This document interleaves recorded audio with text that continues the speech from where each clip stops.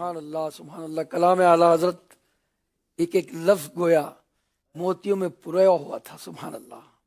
وہ خدا نے ہے مرتبہ تجھ کو دیا، نہ کسی کو ملے نہ کسی کو ملا، کہ کلام مجید نے کھائی شہا، تیرے شہر و کلام و بقا کی قسم.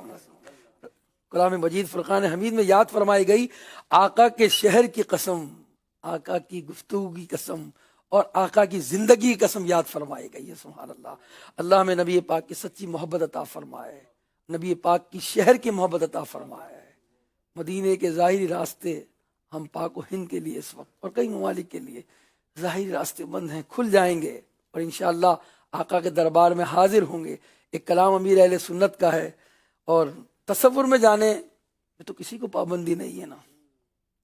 اور تصور کریں کہ آقا علیہ الصلوۃ والسلام کے دربار میں وہ ہماری حاضری ہو رہی ہے. مدینے گئے، جو نہیں گئے فوٹو میں مدینے کو دیکھا ہے، وہ مدینے کو یاد کر لیں، مدینے کی گلیوں کو یاد کر لیں، گنبد خضرا کا تصور جما لیں. کاش مدینے کی گلی کا تصور ہمارے ذہن و دماغ میں جم جائے اور جو ہے وہ ہم تصور میں مدینے پہنچ جائیں.